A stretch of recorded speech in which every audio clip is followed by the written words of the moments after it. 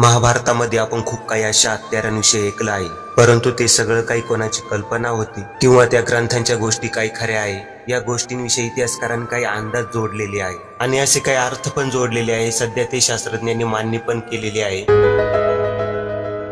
आज या व्हिडिओमध्ये आम्ही तुम्हाला सांगणार आहोत मित्रांनो, पौराणिक कथांमध्ये ब्रह्मास्त्र म्हणजे काय नेमकी होतं, त्या ब्रह्मास्त्राचा परिणाम काय होता आणि त्याची मारक क्षमता काय होती आणि तो ब्रह्मास्त्र आज कुठे आहे। पौराणिक कथांमध्ये दोन सगळ्यात जास्त घातक शस्त्रांचा उल्लेख झाला आहे, ब्रह्मास्त्र आणि ब्रह्मशीर्ष। ग्रंथ आणि पुराणांमध्ये या हत्यारांचा उल्लेख सतत करण्यात आलेला आहे मित्रांनो। महाभारत आणि रामायणानुसार जेव्हा जेव्हा हे हत्यार चालवलं गेलं तेव्हा खूप वेळा असा नरसंहार झाला। असं म्हटलं जातं या दैवी हत्याराला जगतपिता भगवान ब्रह्माने बनवलं होतं। यांचं उद्दिष्ट होतं मित्रांनो जगातून दैत्यांचा नाश करणं। पौराणिक ग्रंथानुसार ब्रह्मास्त्र एक अचूक शस्त्र होतं, ज्याला थांबवण्याचा फक्त एक पर्याय होता की दुसऱ्या बाजूने ब्रह्मास्त्राचाच वापर केला जावा। अश्वत्थामा अपना ब्रह्मास्त्र चला चुका था ऋषिवर, और उसे काटने के लिए अर्जुन अपना ब्रह्मास्त्र चलाने पर विवश था। रामायण मध्ये लिहिलेलं आहे प्रभू श्रीरामने आपल्या ब्रह्मास्त्राने रावणाचा वध केला होता। असं म्हटलं जातं त्यावेळी जमीन अशी हलायला लागली होती, आकाशात विजेचा भडकाव झाला होता। ब्रह्मास्त्राचं चालता चारी बाजूंना ज्वालामुखी फुटली होती।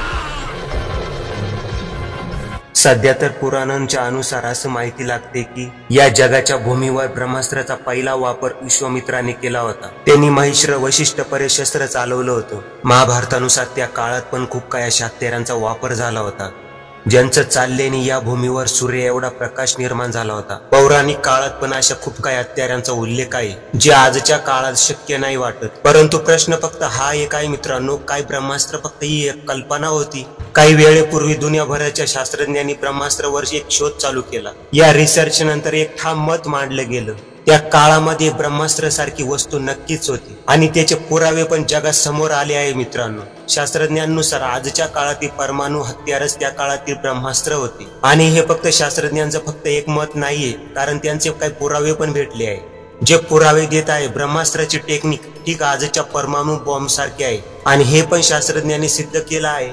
आणि ब्रह्मास्त्र तसं नव्हतं मित्रांनो जसं टीव्ही आणि सिरियल मध्ये दाखवलं आहे, कारण ब्रह्मास्त्र आकाराने यापेक्षाही खूप जास्त मोठा होता।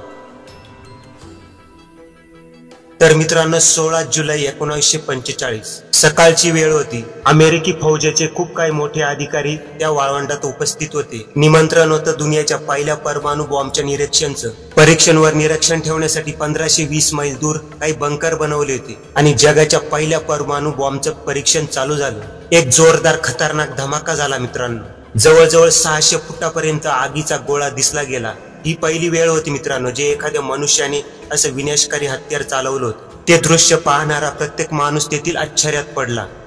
त्या परीक्षणानंतर मित्रांनो काही असे विनाशकारी दृश्य दिसले गेले, काही तशीच विनाशकारी दृश्य काही पौराणिक कथांमध्ये दिसली जात आहे आपल्याला। आणि अशाच विनाशकारी हत्यारांचा उल्लेख पौराणिक कथा रामायण आणि महाभारत मध्ये पहिलाच झालेला आहे। यामुळे शास्त्रज्ञांनी हिंदू पौराणिक ग्रंथांवर अभ्यास करणं चालू केलं आणि त्यांना हा पुरावा भेटला, रामायण आणि महाभारत मध्ये ज्या शस्त्रांचा उल्लेख केला आहे ते त्यावेळीचे परमाणु बॉम्ब सारखे हत्यारच होते। कारण हे बोलणं एक वेगळी गोष्ट आहे, कारण लढाईच्या वेळी धमाके होतच असतात, परंतु महाभारत मध्ये केलेल्या वर्णन मध्ये असं म्हटलं आहे या धमाक्यांचा प्रकाश मित्रांनो 1000 सूर्याच्या प्रकाशापेक्षा जास्त तेज होता। जेव्हा हा विनाशकारी धमाका झाला मित्रांनो तेव्हा असं वाटलं सूर्य एखाद्या वाऱ्या हवेमध्ये फिरत आहे।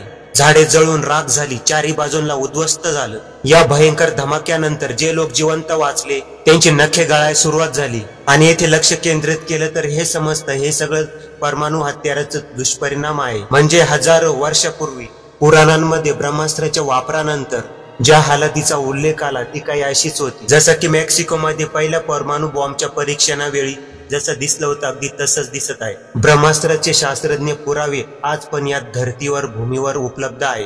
पाकिस्तान मध्ये असलेल्या मोहनजोदडो मध्ये पौराणिक काळामध्ये ब्रह्मास्त्राचा वापर करण्यात आलेले पुरावे आज पण दिसत आहे। मोहनजोदडोचा अर्थ होत आहे मित्रांनो मूर्त्यांचा ढीग आणि या शहराला याचं नाव यामुळे पडलं मित्रांनो कारण येथे खोद कामामध्ये पडकं शहर हे जगाच्या समोर आलं। भूभाग शास्त्रज्ञांना येथे 40 असे सापळे भेटले, ज्यातील जास्तीत जास्त सापळ्यांनी एकमेकांचा हात असा पकडला होता। या सापळ्यांच्या अशा स्थितीमुळे असा अंदाज लावला गेला जे हे लोक एखाद्या अचानक झालेल्या हल्ल्याचे शिकाराशी झाले होते. तेव्हापासून शास्त्रज्ञांनी या जागेवर अभ्यास करणं चालू केलं आणि समोर आली अंगावर काटा येणारी एक खरी घटना. मोहनजोदडोच्या खूप काही भागांमध्ये रेडिएशनचा स्तर खूप काही जास्तच होता. ठीक तसंच जसं की एखाद्या परमाणू हल्ल्यानंतर होत असतो, ठीक याचप्रमाणे एक असा पुरावा भेटलाय जो या गोष्टीला सिद्ध करत आहे. जे येथे एक न्यूक्लिअर अटॅक झाला होता. येथील भिंतीचे जास्तीत जास्त दगड एखाद्या काचेसारखे चमकदार आहे. सायंटिफिक लँग्वेज मध्ये याला विट्रिफिकेशन असं म्हटलं जातं. हे तेव्हा शक्य आहे मित्रांनो, येथील दगडांना जेव्हा एखाद्या उच्च तापमानामध्ये ठेवलेलं असेल. आणि हे असं होणं एखाद्या धमाक्यांमध्ये शक्य आहे.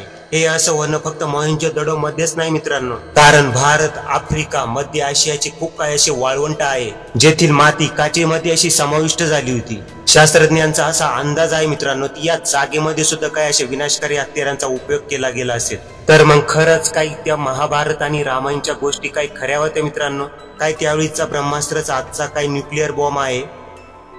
तुमचे विचार मित्रांनो कृपया आम्हाला कॉमेंट करून नक्की सांगा मित्रांनो. जर हा व्हिडिओ आवडला असेल तर लाईक नक्की करा मित्रांनो, आणि आपल्या मित्रांकडे नक्की शेअर करा. तर मग असेच व्हिडिओ पुढे बघण्यासाठी आमच्या चॅनलला पण सबस्क्राईब करा मित्रांनो. तर चला भेटूया पुढील एका नवीन एपिसोड मध्ये. धन्यवाद.